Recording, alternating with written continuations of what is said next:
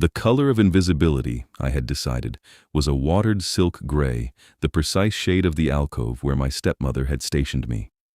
It was the color of forgotten things, of dust on a disused harpsichord, of a winter sky that promised neither sun nor snow, of me.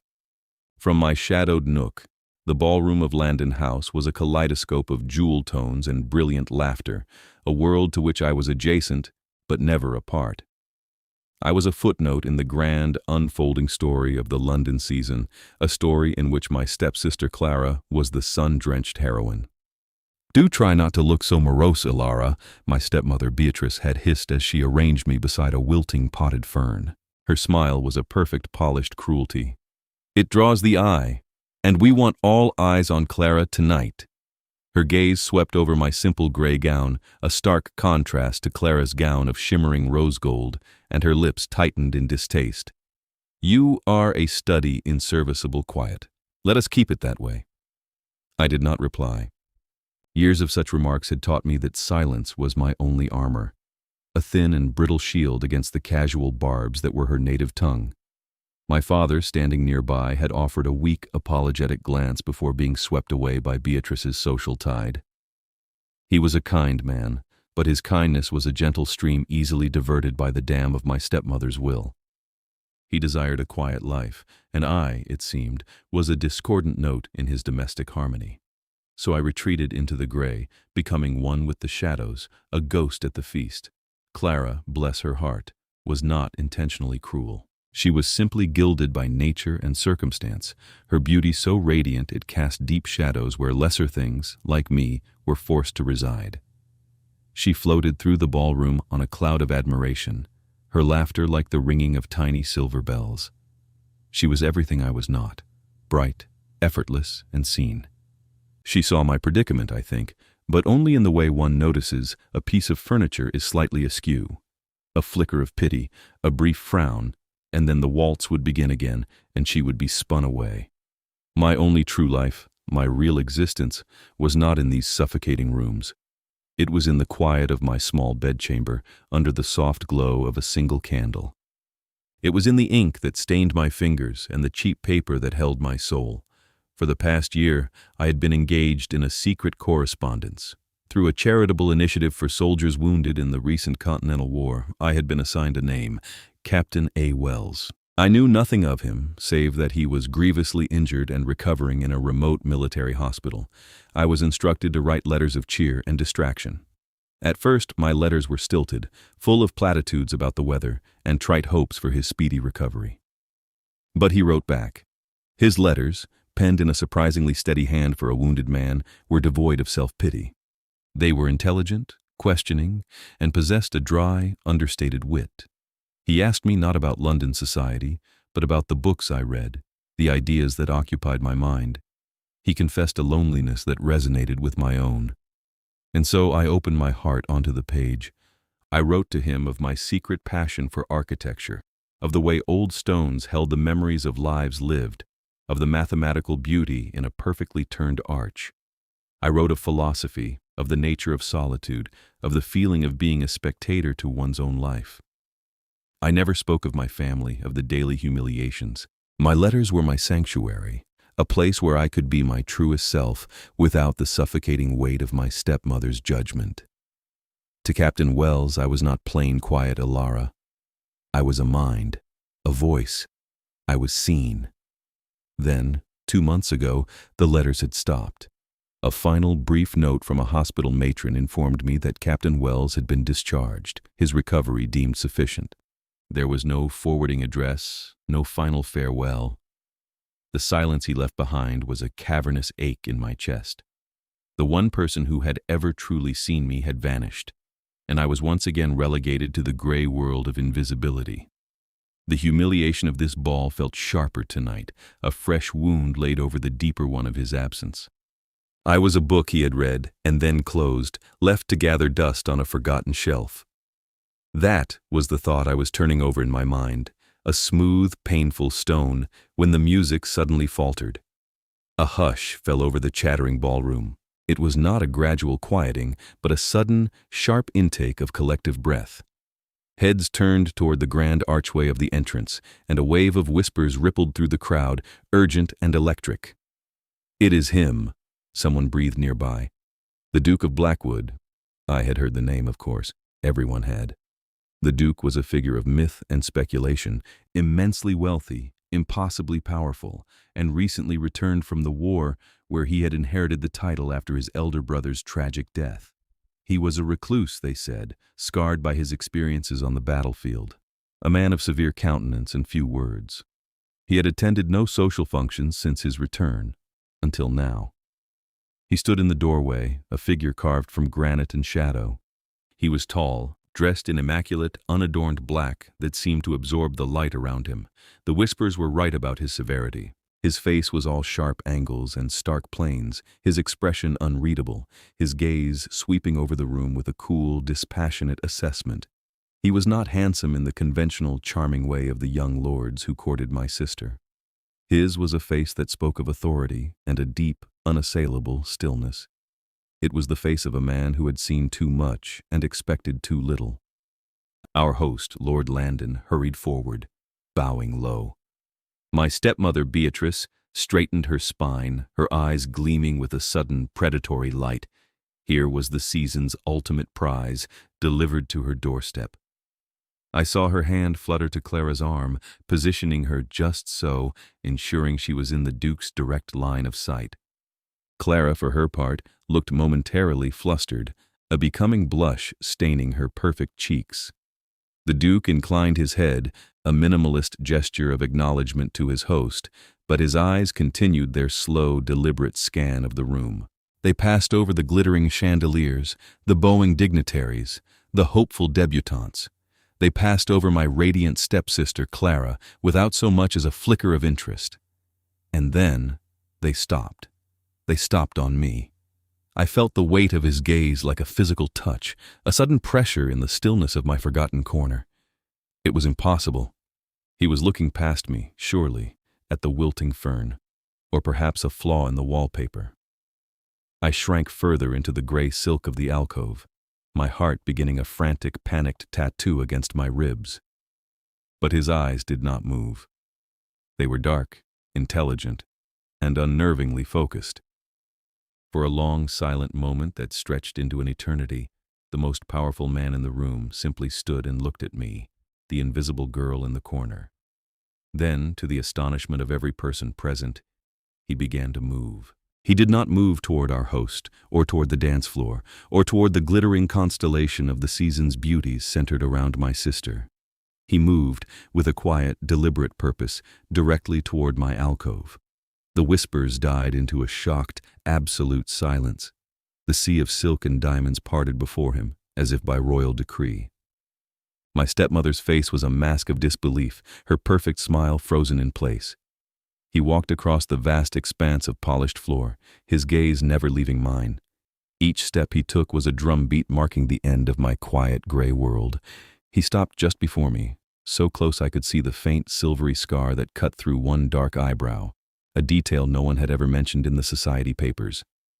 He was a mountain of black broadcloth, eclipsing the light of the ballroom, casting his own formidable shadow over me. He did not smile. He simply looked at me for another long moment, his expression thoughtful, searching. The silence was so profound I could hear the frantic beat of my own blood in my ears. Then, in a low, resonant voice that carried with perfect clarity in the stillness, he spoke. "I was told," he said, his eyes holding mine, "that the architecture of this house was its most overlooked and yet most fascinating feature. I seem to have found it." The collective gasp was audible. My stepmother's face had gone from disbelief to a pale, tight-lipped fury. He had not only singled me out, he had done so with a phrase so specific, so esoteric, it was like a secret password. It was a line from one of my letters. A line I had written to a wounded soldier I believed I would never see again. And in that moment, a terrifying, impossible hope began to bloom in the barren wasteland of my heart, a hope so fragile it felt like pain. The Duke of Blackwood had arrived, and for the first time in my life, someone was looking at me and seeing more than just a girl in a gray dress. He was seeing a mind. He was seeing me. The days that followed were a study in confusion and quiet terror. My stepmother was a storm cloud of contained rage. She could not openly chastise me for catching the Duke's eye. That would be admitting a failure in her grand campaign for Clara, but her displeasure manifested in 1,000 small cruelties. A forgotten place setting at dinner, a series of impossible errands, a constant barrage of backhanded compliments about how surprising the Duke's attention was, given my limitations. "One must assume he pities you, Elara," she said one afternoon, her voice dripping with false sympathy as she snipped the heads off perfectly good roses in the garden. "A man of his stature, so recently returned from the horrors of war, perhaps he has a fondness for broken things." I absorbed the sting of her words, as I always did. But for the first time, they did not lodge as deeply in my heart. They struck a new, unfamiliar surface, something that felt perilously like hope. His words at the ball replayed endlessly in my mind. The most overlooked and yet most fascinating feature. He was quoting me. He had read my letters. He had remembered. But why? Who was he? The questions circled in my mind, a flock of frantic birds. Was this some elaborate, cruel jest? A whim of a powerful man amusing himself with a plain little mouse? The fear that it was all a game was a cold knot in my stomach. I had been safe in my invisibility. To be seen was to be vulnerable, and I did not know if I could survive being seen and then discarded. 2 days after the ball, a footman in the severe black and silver livery of the Blackwood estate arrived at our door. He bore a single, thick cream envelope addressed to me. My fingers trembled as I broke the ducal seal. Beatrice watched me from across the morning room, her eyes narrowed slits of suspicion. The note was brief, its script the same steady, intelligent hand I knew from Captain Wells's letters. It was an invitation. The Duke of Blackwood requested my presence at his London residence that afternoon to consult on a matter of architectural history. It was framed not as a social call, but as a professional inquiry, a consultation. It was a masterstroke of strategy, a request my stepmother could not possibly refuse without appearing boorish and uncooperative. She was trapped. "How very peculiar," she murmured, her voice tight. "You will, of course, be chaperoned by Clara." And so I found myself, several hours later, stepping into the grand, echoing entrance hall of Blackwood House. It was a place of imposing scale and solemn beauty, all dark wood, cool marble, and vaulted ceilings that drew the eye upward. It was less a home than a monument. Clara beside me looked around with wide, impressed eyes, but I felt a different sort of recognition. It was a house that valued silence and substance over frivolous decoration. It was the house of a man who preferred solitude. We were not led to a drawing room for tea. Instead, a severe but not unkindly housekeeper with silver hair pulled into a tight bun led us up a grand staircase and down a long gallery to a set of massive oak doors. "His Grace awaits you in the library," she said, her gaze resting on me for a moment with an unreadable expression. I later came to know her as Mrs. Gable, a woman whose loyalty to the Duke was absolute. The library was breathtaking. It was a cathedral of books, 2 stories high, with shelves stretching to a magnificently carved ceiling. A rolling ladder rested against one wall, and the air smelled of old paper, leather, and lemon polish. In the center of the room, standing before a massive fireplace, was the Duke. He was dressed as he had been at the ball, in stark black, the severity of his clothes emphasizing the intellectual austerity of his surroundings. He dismissed Clara with a polite but firm nod. "Miss Clara, perhaps you would find the gardens of more interest? Mrs. Gable would be happy to show you the rose collection." It was not a suggestion. Clara, looking relieved to be released from the intimidating silence of the library, agreed with a quick curtsy and vanished, leaving me alone with him. The silence that descended was thick and heavy with unspoken things. He did not speak immediately, but gestured to a large table where a series of architectural drawings were unrolled. My heart hammered against my ribs. This was it, the moment of truth or the beginning of a terrible humiliation. "Miss Elara," he began, his voice that same low, resonant timbre. "Thank you for coming. I have recently acquired these plans for the original east wing of this house, which was destroyed by fire a century ago. They are incomplete. I was hoping for a fresh perspective. I moved toward the table on unsteady legs, my mind racing. I forced myself to look at the drawings, to focus on the familiar lines and angles. It was a beautiful design, classical and yet innovative.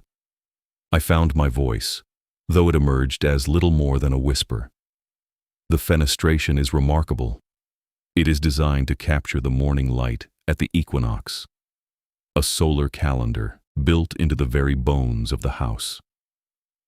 He looked at me, and for the first time, I saw something other than severity in his eyes. It was a flicker of confirmation, as if I had passed a test. "Precisely," he said softly. He gestured to a gap in the plans, but the supporting structure for this archway is a mystery. The original architect's notes are lost. I leaned closer, tracing the lines with my finger, my passion for the subject momentarily eclipsing my fear. "He would not have used a simple buttress," I murmured, thinking aloud. "It would spoil the line. He would have hidden the support. A double-walled construction, perhaps, with the load distributed internally, like the Whispering Gallery at St. Paul's. Structurally sound, but aesthetically seamless." He was silent for a long moment. I looked up, fearing I had overstepped, that my theories were foolish, but he was not looking at the plans. He was looking at me, his dark eyes intense. "True beauty is not in the decoration," he quoted softly, "but in the integrity of the structure, the honesty of the stone." The breath left my body in a rush. They were my words, for my third letter to Captain Wells, written on a lonely Tuesday night when I had been reading a treatise on Roman aqueducts. I stared at him, my mind unable to connect the two identities, the wounded, lonely soldier and this powerful, formidable duke. They were two different men, from two different worlds. "How?" I stammered, my voice failing me. "How could you know that?" He did not answer directly. Instead, he reached into the pocket of his coat and withdrew a small, worn object. It was a book, a slim volume of poetry I had mentioned in one of my letters. He did not offer it to me. He simply held it in his hand, a tangible piece of our shared, secret history. It was a confirmation more powerful than any confession. "Your letters, Miss Elara," he said, his voice quiet but carrying the weight of a profound truth, "were a masterclass in the integrity of structure. They were honest stone in a world of paper-thin decoration." He took a small step closer. "I find myself in need of such honesty." He had not admitted he was Captain Wells. Not yet. He was giving me the space to piece it together myself, to arrive at the truth on my own terms. It was an act of profound respect, and in that moment, the fear that had been my constant companion began, finally, to recede. It was replaced by something new and terrifyingly wonderful. The feeling of being found. That evening, a package arrived from Blackwood House. It was not a book of poetry, but a heavy, leather-bound volume on Gothic architecture, a rare edition I had only ever dreamed of seeing. Tucked inside was a simple card. "For your consultation."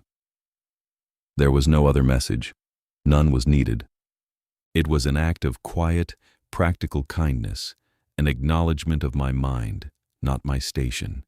It was the beginning of our real conversation.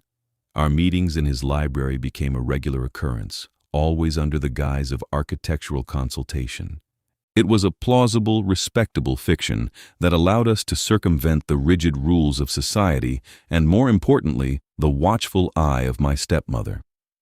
Beatrice was baffled and incensed by the arrangement. She could not comprehend an interest that was not romantic or financial. "He is toying with you," she insisted, her voice sharp with frustration. "He will tire of this strange little game, and then where will you be?" Clara, meanwhile, treated me with a new, hesitant respect, as if I were a puzzle she was only just beginning to notice had missing pieces. In the sanctuary of the Duke's library, I felt myself unfurl like a leaf in the sun. Our conversations, which began with the cool, clean lines of Palladian villas and the soaring ambition of Gothic spires, soon wandered into more personal territory. We spoke of books, of music, of the quiet ache of solitude. He was a magnificent listener, his stillness a basin that could hold all my hesitant thoughts. He would ask a simple, probing question, and I would find myself speaking with a candor I had never before allowed myself. He was drawing me out, giving me a voice I did not know I possessed. I learned his name was Alistair.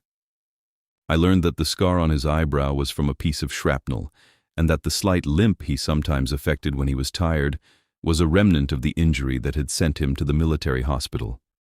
He spoke of the war not in terms of glory or heroism, but as a period of profound noise and loss. One rainy afternoon, as we sat by the fire, the scent of old books and wood smoke filling the air, he spoke of his brother for the first time. Thomas was the son, he said, his gaze fixed on the dancing flames, his severe features softening with a deep, abiding grief. He was meant to be the Duke. He was bright, charming, everything a Duke should be. I was the spare, the quiet one, happiest with my books. He fell silent, and I did not press him. I simply waited, giving him the same gift of patient silence he had so often given me.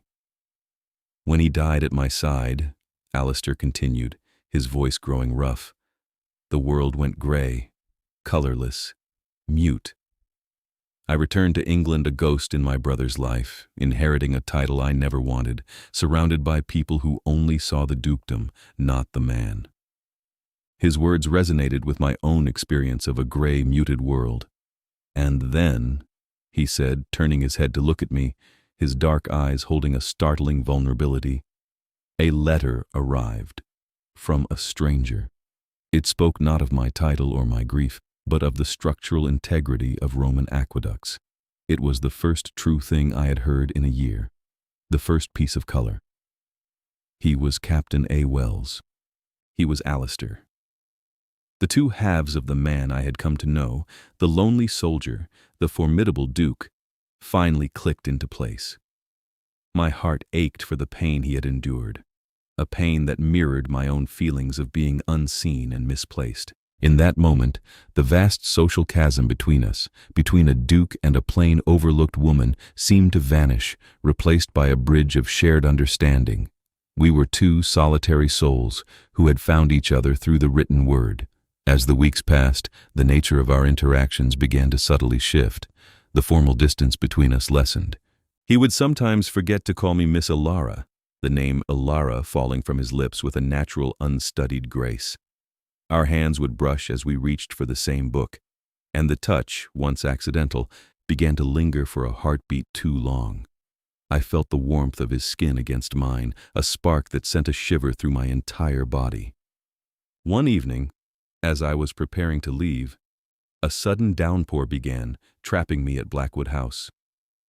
Mrs. Gable insisted I wait for the storm to pass, and Alistair led me not to the library, but to a small private study on the upper floor. It was clearly his personal retreat, more lived in than the grander rooms below. A half-finished chess game sat on a small table, and a well-worn coat was thrown over a chair. He stood by the window, watching the rain lash against the glass.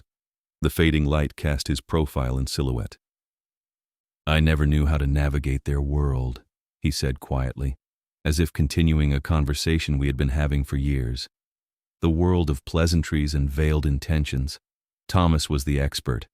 I only know how to be direct. He turned from the window to face me. The room was descending into twilight, the shadows softening the severe lines of his face. He took a step toward me, then another. My breath caught in my throat. He stopped before me, so close I could feel the heat radiating from his body. "Elara," he said, his voice low and intense. He reached out, not to touch my hand, but to gently brush a stray strand of hair from my cheek. His fingers were warm, his touch feather-light, yet it felt as though a bolt of lightning had shot through me. My entire world narrowed to that single point of contact. He looked at me, his eyes searching mine in the dim light, and for the first time since I had met him, the corner of his mouth tilted upward in the ghost of a smile. It was a small, hesitant thing, but it transformed his face, chasing away the shadows of grief and severity, revealing a warmth I had only glimpsed. It was the most beautiful thing I had ever seen. "You are not a footnote," he murmured, his thumb stroking my cheekbone. "You are the entire text." He did not kiss me. He simply held my gaze for a long, charged moment before letting his hand drop. But the boundary had been crossed. The air between us was now thick with a new, unspoken language, a language of longing and profound connection that went far beyond the intellectual companionship we had built. As I rode home later that night, the rain having finally ceased, I knew, with a terrifying and exhilarating certainty, that I was falling in love with the Duke of Blackwood. And I was beginning to believe, to hope, that he might be falling in love with me too. The fragile bloom of my happiness was not destined to go untended by the thorns of my stepmother's ambition. Beatrice had watched the progression of my visits to Blackwood House with a simmering resentment that was beginning to boil over. Her plan had been simple. Clara, the season's diamond, would capture the Duke, the ultimate prize. My unexpected and inexplicable role in this drama was a complication she could not abide. The Duke's continued focused attention on me was not just an insult to her strategy, it was a threat to her entire worldview, which held that beauty and social grace were the only currencies of value. "He is making a fool of you, Elara," she said one morning at the breakfast table, her voice sharp enough to cut glass. "And by extension, a fool of this family. Do you have any idea how it looks? The great Duke of Blackwood spending his afternoons with a bookish spinster. They are laughing at us. At you." Clara shifted uncomfortably in her seat. "Mother, perhaps the Duke simply enjoys Elara's company. He is a very serious man." "He is a man," Beatrice snapped, her eyes flashing. "And men like him do not form friendships with girls like Elara unless they have an ulterior motive. He is amusing himself before he makes a suitable match. And all this time he wastes on her is time he is not spending with you, Clara." I remained silent, my gaze fixed on my plate. But her words no longer had the power to wound me as they once did. I had Alistair's words to armor me now. "You are the entire text." I held on to them like a talisman. But Beatrice was not a woman to be thwarted by mere happiness. If she could not shame me into retreating, she would take more decisive action. Her first move was subtle. Rumors began to circulate through the drawing rooms of London, whispers that I was not merely quiet, but unstable, that my reclusiveness was a sign of a melancholic, perhaps even deranged temperament, that I was weaving fantasies about the Duke, forcing my attentions upon him. I heard the whispers echoed in the pitying looks and sudden silences that greeted me whenever I was forced to appear in public. When that failed to deter Alistair, who, if anything, seemed to become even more pointedly attentive in public, as if to defy the rumors, Beatrice escalated her campaign. She decided to remove me from the board entirely. She summoned me to her private sitting room one afternoon. The air was heavy with the cloying scent of her perfume. She did not ask me to sit. "I have wonderful news, Elara," she began, her smile a brittle, painted thing. "I have been so worried about your future. With your particular disposition, finding a suitable match has been a challenge, but I have succeeded." A cold dread washed over me. "Succeeded?"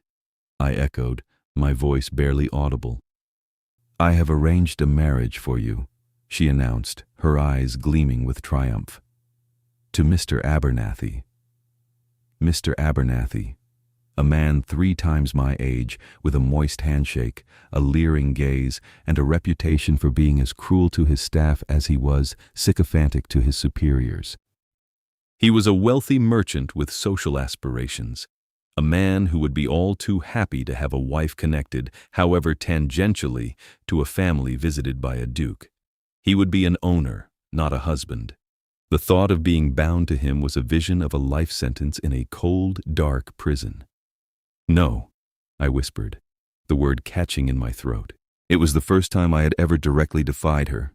Her smile vanished. "No? You are in no position to say no, you foolish girl. The contracts are being drawn up. You will marry Mr. Abernathy at the end of the month. It is for your own good. It will give you security. It will stop this ridiculous charade with the Duke and allow Clara to have her chance. I will not marry him, I said, my voice gaining a sliver of strength. Beatrice's face contorted with rage. She took a step forward, her hand raised as if to strike me. You ungrateful wretch, after everything I have done for you, you will do as you are told. Then her expression shifted, a sly, cruel cunning entering her eyes. She had one final, devastating card to play. If you refuse, if you cause a scandal, I will be forced to reveal the truth about your mother's final years. The shame of it would ruin not only you, but your father. Is that what you want? I froze. My mother had died when I was young, but I knew her last years had been marked by a deep depression, an illness of the mind that the family had kept hidden. It was the one secret my father had guarded fiercely. Beatrice was threatening to use my mother's pain as a weapon against me. It was an act of breathtaking cruelty, but her final, most desperate attack was yet to come. Believing she had me trapped, she wrote a letter. She sent it directly to Blackwood House, a missive filled with poisonous lies, crafted to destroy any affection Alistair might have for me. I only learned of its contents later, but I could imagine them. That I was mentally fragile, like my mother before me. That I was a manipulative schemer, using his kindness to try and trap him in a marriage far above my station. That my family was desperate to offload me into the safe hands of Mr. Abernathy before my instability caused a public scandal. It was a letter designed to paint me as a pathetic, grasping creature, and to end our connection once and for all. It was an act of pure social assassination. I was caught in a web of her making, and for the first time since Alistair had walked into my life, the gray despair of my old world began to close in again, threatening to extinguish the light. The day after Beatrice's ultimatum, the world seemed to hold its breath. I was confined to my room, a prisoner awaiting my sentence. The air was thick with a tense, suffocating silence. Beatrice was confident, wearing her victory like a new gown. She believed she had won. She had cut me off from my only ally and sealed my fate with Mr. Abernathy. Hope, which had so recently felt like a tangible thing, now seemed a distant, foolish dream. I spent the day in a state of numb despair, the walls of my small room feeling as if they were closing in. Late in the afternoon, the summons came, not from my stepmother, but from the Duke. A footman delivered a crisp, formal note to my father, requesting the presence of our entire family, my father, Beatrice, Clara, and myself, at Blackwood House that evening. The purpose, the note stated, was to discuss a matter of some urgency. Beatrice was ecstatic. "You see," she whispered to Clara, loud enough for me to hear. "He is calling us to formally end his association with her. He will apologize for any misunderstanding, and then, finally, he will turn his attentions where they belong." She looked at me, her eyes cold and triumphant. "Wear your gray dress, Elara. It is fitting for the occasion." A small, defiant spark flickered within me. I did not wear the gray. I wore a simple gown of deep blue, the color of twilight. It was an old dress, but it was the color of the sky outside Alistair's study window that evening. He had almost smiled. It was a small act of rebellion, a refusal to be the ghost she wanted me to be. We arrived at Blackwood House to a scene of quiet, formidable gravity. We were shown not to a comfortable drawing room, but to the great library. Alistair was not alone. He stood before the fireplace, a severe and imposing figure in black. To one side of him stood his solicitor, a hawk-faced man with eyes that missed nothing, and on the other side, looking deeply uncomfortable and shifting his weight from foot to foot, was Mr. Abernathy. Beatrice faltered as she saw him, her triumphant expression flickering with uncertainty. This was not the scene she had envisioned. Alistair did not greet us. He simply watched us enter, his face an unreadable mask of granite. He gestured to the chairs arranged before him. It felt less like a social call and more like a tribunal. "Thank you for coming," Alistair began, his voice devoid of warmth. He did not look at me, but addressed my father directly. "I have asked you here to clarify a situation that has been brought to my attention." His gaze flickered to Beatrice, as cold as a winter sea. "I received a letter yesterday. A letter concerning Miss Elara." Beatrice straightened, composing her features into a mask of concerned sincerity. Your Grace, I am so dreadfully sorry you were bothered. It was a private family matter that should never have troubled you. We are handling it. Are you? Alistair's voice was dangerously soft. He picked up a sheaf of papers from the mantelpiece. Your letter was quite detailed. It spoke of Miss Elara's supposed mental fragility, her manipulative nature, and your laudable efforts to secure her future with a respectable gentleman. His eyes flicked to the sweating Mr. Abernathy. You were so certain of my reaction. You assumed I would believe these fabrications. Fabrications? Beatrice gasped, clutching her pearls. Your Grace, I assure you, I wrote only out of concern for Elara's well-being and the honor of our family. Your concern is touching, Alistair said, his voice laced with ice. So touching, in fact, that it prompted me to make a few inquiries of my own. He handed a document to his solicitor. For instance, I had my man of business look into the matter of the late Mrs. Ashworth's estate. Your first wife, sir, he said, now looking at my father, whose face had gone pale. A small but not insignificant inheritance, left in trust for her daughter, Elara. A trust which you, Lady Beatrice, have been administering, or rather misappropriating, for your own household expenses and Miss Clara's wardrobe for the past 5 years. A choked sound escaped Beatrice's throat. My father stared at her, his expression one of dawning horror. I felt a strange sense of detachment, as if I were watching a play. All those years of being told I was a burden, a drain on the family's resources, when all along they had been spending my own money. Furthermore, Alistair continued, his voice relentless, I took the liberty of speaking with Mr. Abernathy. He turned his full, chilling attention on the terrified man. We discussed his business dealings. It seems a number of his shipping ventures are heavily leveraged with a bank in which I hold a controlling interest. We had a most productive conversation about the perils of overextension and about the legal and social consequences of attempting to coerce a gentlewoman into a forced marriage. Mr. Abernathy wiped his brow with a trembling hand. It was a misunderstanding, Your Grace, he stammered. A complete misunderstanding. I withdraw my suit. I withdraw it entirely. He practically fled the room without a backward glance. Alistair watched him go, then turned his gaze back to Beatrice. Her face was a ruin, her mask of gentility shattered, revealing the raw, desperate greed beneath.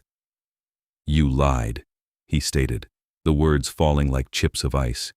You slandered a woman of unimpeachable character.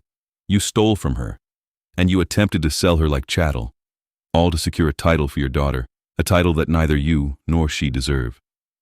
The room was utterly silent, save for Beatrice's ragged breathing. All my life I had been silent.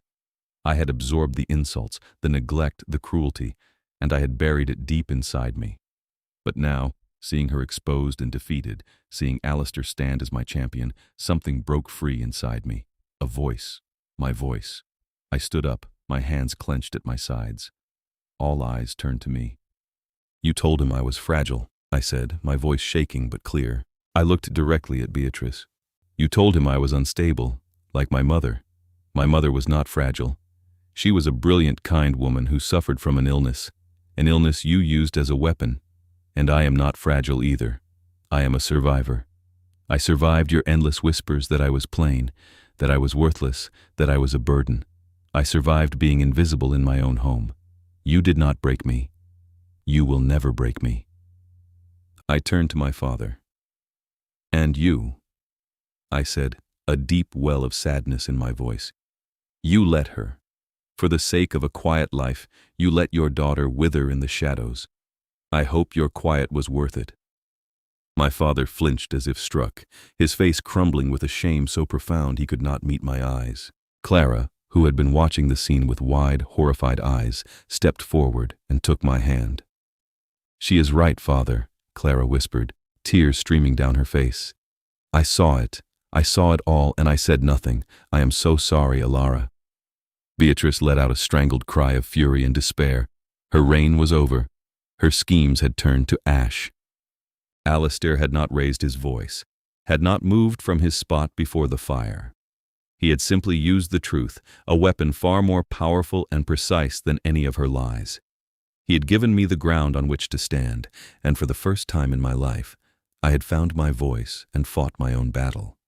The gray prison of my past had been demolished, stone by honest stone. After they had gone, Beatrice dragged away by my stunned and finally resolute father, Clara lingering only to give my hand a final, remorseful squeeze, the library fell into a profound quiet. The aftermath of the storm. I stood in the middle of the vast room, feeling hollowed out, trembling with the adrenaline of the confrontation.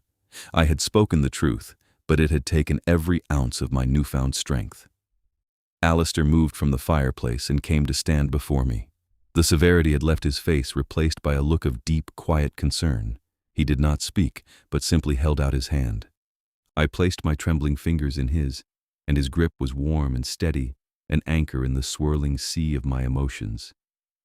He led me from the library, through the silent house, and out onto a stone balcony that overlooked the sleeping city. The night air was cool on my flushed cheeks. The sky was a sweep of deep indigo, pierced by 1,000 distant stars. We stood in silence for a long time, his hand still holding mine, the simple contact a universe of comfort and solidarity. "I am sorry you had to endure that," he said finally, his voice low. "Do not be," I whispered, turning to look at him.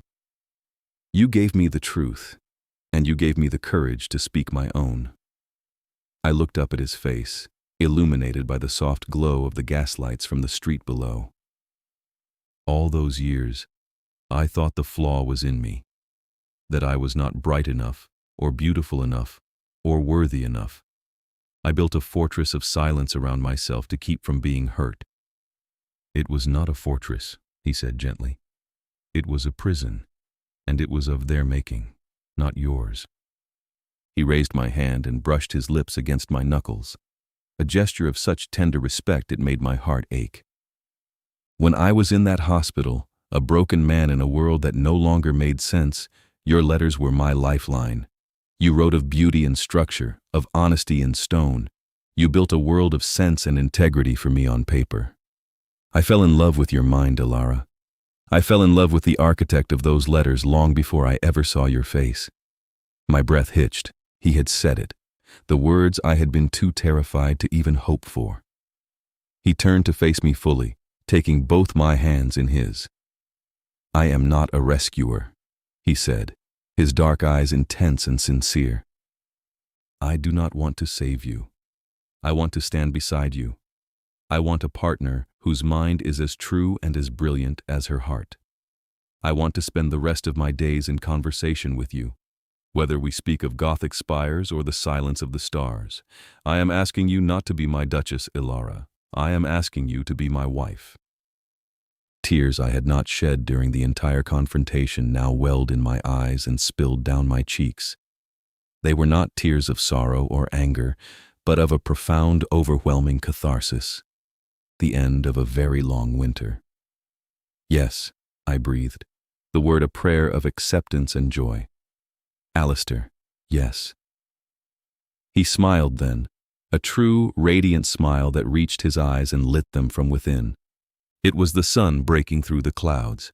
He lowered his head, and his lips met mine. The kiss was not a sudden, fiery passion, but a deep, deliberate claiming. It was a confirmation, a promise, a homecoming. It tasted of solitude and understanding, of ink and paper, of quiet libraries and star-lit balconies. It was the feeling of being utterly and completely seen, of being known to the very foundations of my soul. In the arms of the Duke, who had once been a lonely soldier, the invisible girl finally found her place in the world. 1 year later, the late afternoon sun streamed through the tall arched windows of the Blackwood Library, a place that had become my home and my sanctuary.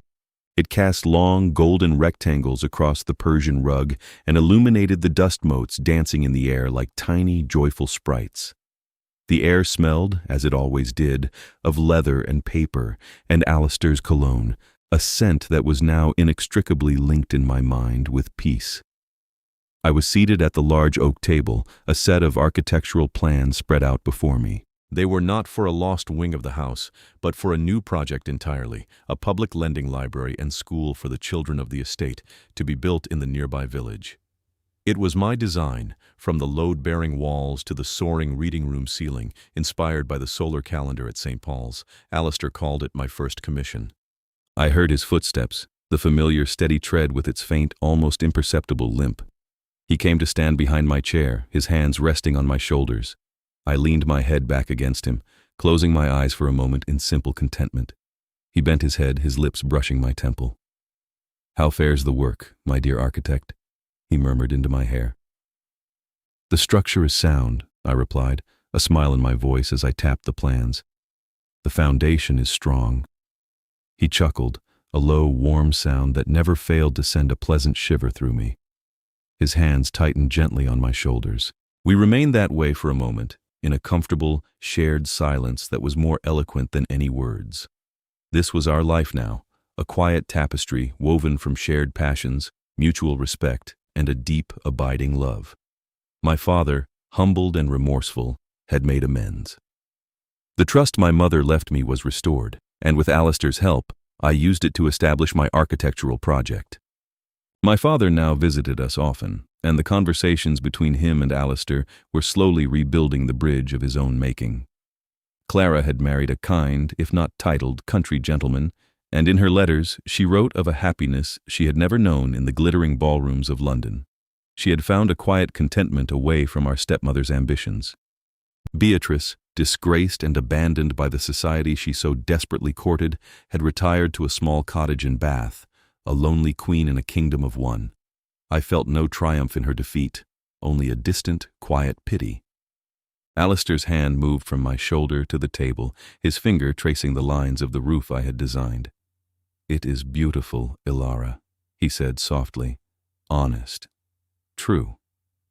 He picked up a small, worn volume from the table, the book of poetry he had shown me on our first day in this very library. He had given it to me on our wedding day. It was my most treasured possession.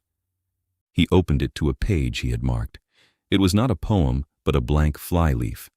On it, in his steady, familiar script, was a single sentence. "You were never invisible. I was simply waiting for the world to adjust its eyes." I turned in my chair to face him, my heart full to bursting. He was no longer the severe, haunted Duke, but my Alistair, his eyes warm, his rare smile reserved just for me.